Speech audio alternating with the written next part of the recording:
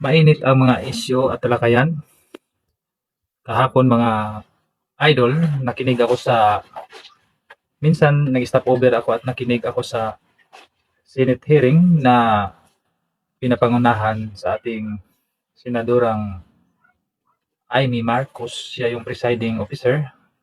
Chair siya, yung Madam Chairs. At yun naman, ang lahat ng katanungan niya doon sa yun nga, malinaw pa sa sikat ng araw, sa crystal clear, yung mga nilalabag, at pinipilit namang gina-justify upang malusutan ang mali ay hindi po masolusyonan sa isa pang pagkakamali. Doon na tungkol sa pagka-aresto ng ating mahal na former President Rodrigo Roa Duterte, opinion at kuro-kuro ay atin pong bigyan ng halaga bawat isa. Kasi kanya-kanya pong opinion po ay yun ay tanggap natin dahil God created man's is unique, hindi po pare-pareha. Yun po, pati sa pag-uugali, panindigan ay magkakaiba po ang kapwa. Pero ang isa lang po ang masasabi ko, magkakaisa po tayo sa isang layunin ay isa po tayong kapwa Pilipino. Yun po ang mahalaga. Tayo po ay kapwa Pilipino, magkakaisa tayo. Mahalin natin ang ating bayan. Bayang sinilangan. Ang munting tinig sa isa't isa ay hindi nadidinig. Pero ang munting tinig, isang tinig, maging dalawa, dumami, at maging hinaing.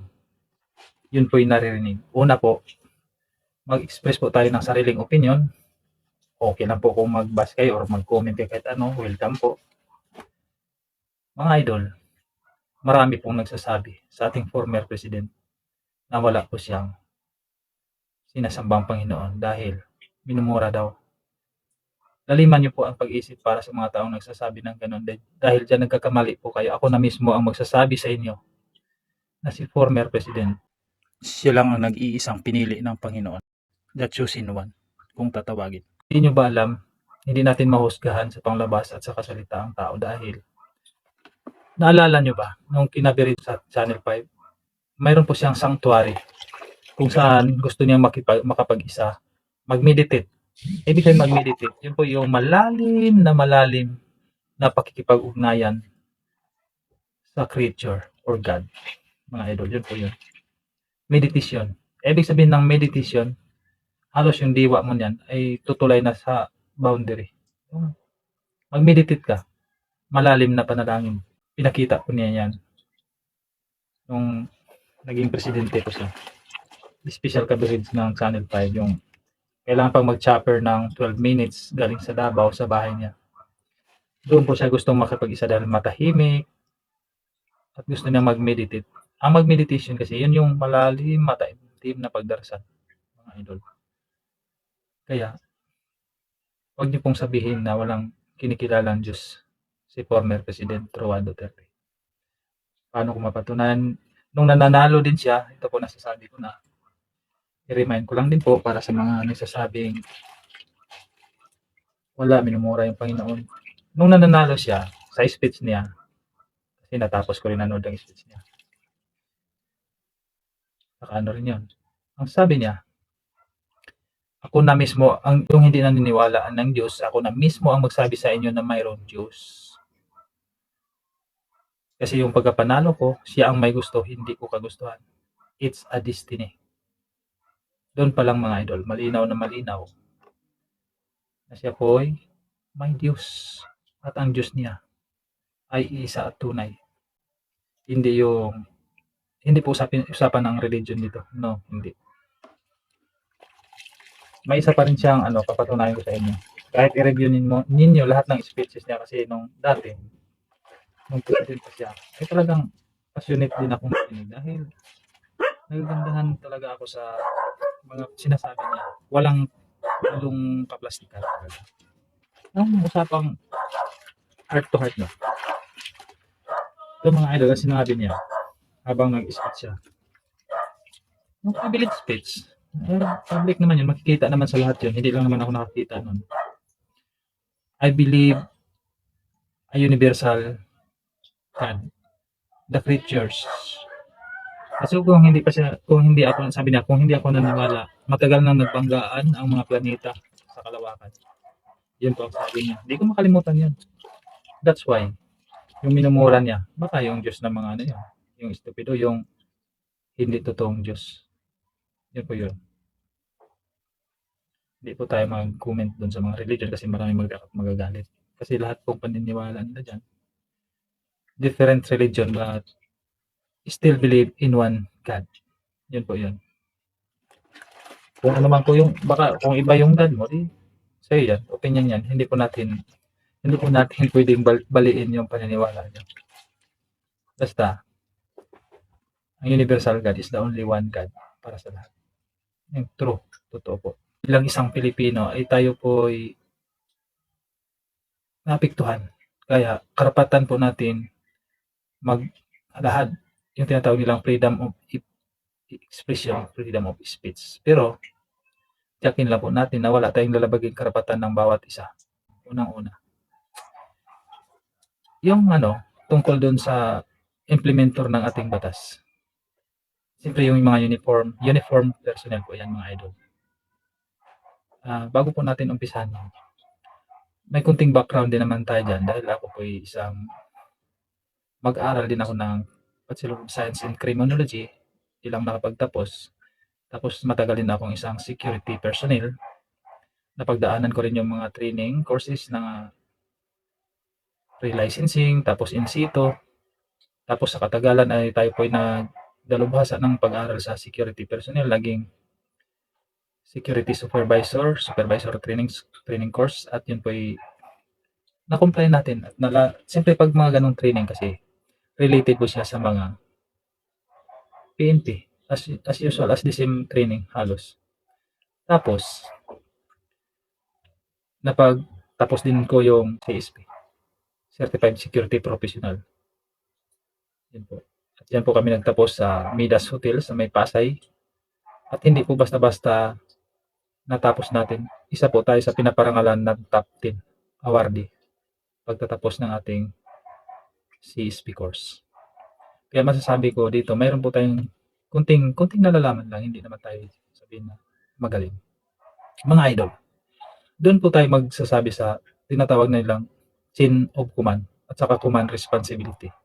Kasi related po to sa pagka-aresto ni former President Rodrigo Roa Duterte. Ang chain of command kasi mga idol, yun po yung mga ranking po from higher to the lowest man. Kaya doon po mga idol, kung paglaliman natin, napagbuntungan talaga natin ang galit yung direct implementor, walang iba kundi si Major General Nicolas Torre III. At yun po di natin alam yung pinaka-hidden, pero ang masasabi ko lang diyan, dahil sa chain of command, dalawa lang po ang pagpipilian niya bilang isang alagad. Susunod sa utos ng nakakataas, kahit wala na doon sa unlawful na, unconstitutional, or magbitiw siya sa posisyon niya. Kasi ganun yan eh. Kasuhan ka na naman ng insubordination sa high rank official mo pag ayaw mo, hindi mo silang sundin. Kasi ganun ang chain of command, mga idol. Tapos, natural, yung mga nasasakupan niya, yun yung tinatawag na command responsibility niya, yung mga down, from Major General to down sa CIDG po. Ganun po yun. Pares lang ang structure ng security personnel, ganun din. Witness yung tikit, butikit, tumutunog. Ganun lang po. Hindi po tayo tanim ng basta-basta galit sa kapwa natin. Yan po, saludo tayo sa lahat ng mga uniform personnel. Kasi nga sinabi ko nung una pa lang, hindi po natin pwedeng mahusgahan kaagad ang mga tao dahil kanya-kanya po tayong prinsipyo saka opinion. Yun po yun.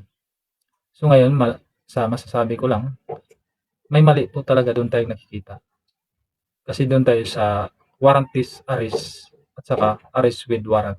Ito lang po, Sir General, Sir. Masasabi ko po talaga, okay yung sinasabi niyo, Sir, sa interview sa National Broadcaster. Pero ang impact po nun, sir, doon tayo sa realidad po. Ang masasabi ko lang, sir, ganito po yun. Kung sabihin natin na pwede nating arestuhin ang isang taong kriminal kahit walang warrant of arrest.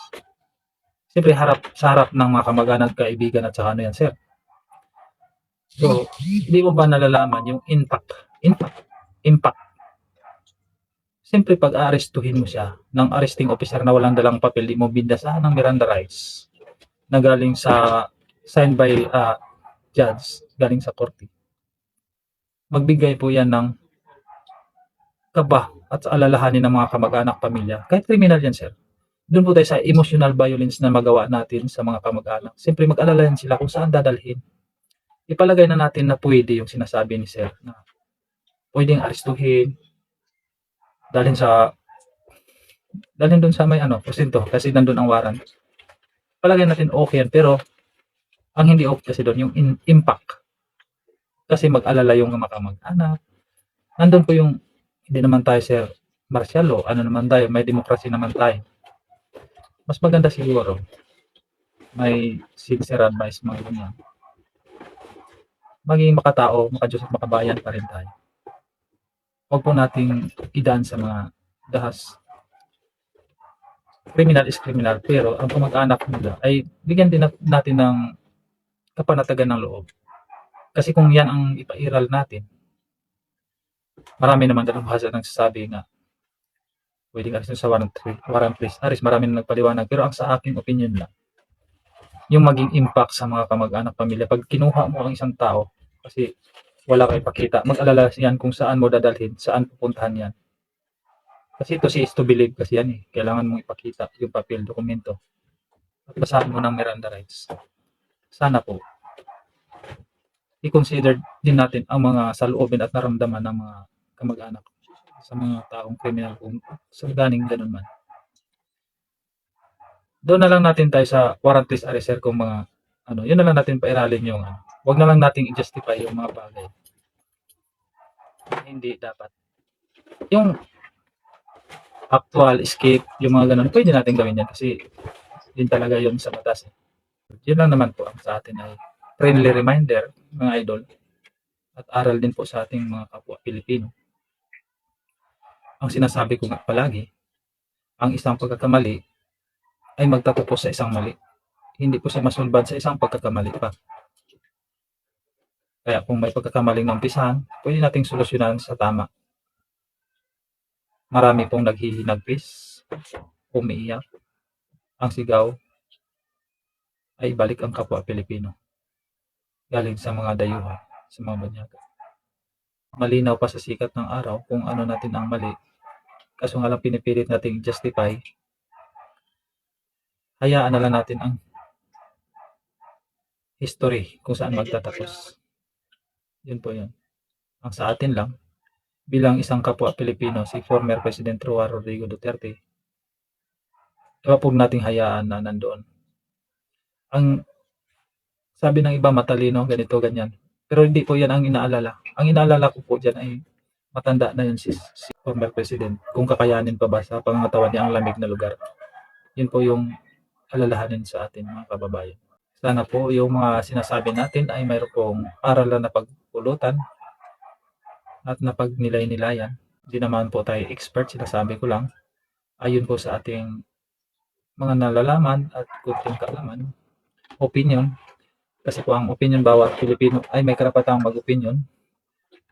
Freedom of expression ang importante po ay hindi tayo makapanakit. Mapahayag lang natin kung anong sa palagay natin ay tama. Sana makarating din sa mga inauukulan. Kung kailangang baguhin po ang sistema, kung pwede, kaso nga lang, yun po yung tinatawag na balanse kasi yan.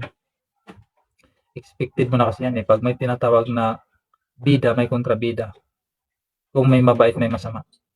Kaya ganun po talaga ang history. Hindi po maging pelikula kung walang bida at kontrabida, mga idol. Kaya tayo, maging mahinahon lang tayo at patuloy din ang mga dasal ninyo, mga idol. Yun lamang siguro ang maibahagi natin. Thank you for joining. Thank you for your time and God to be glory, mga idol. Bye-bye.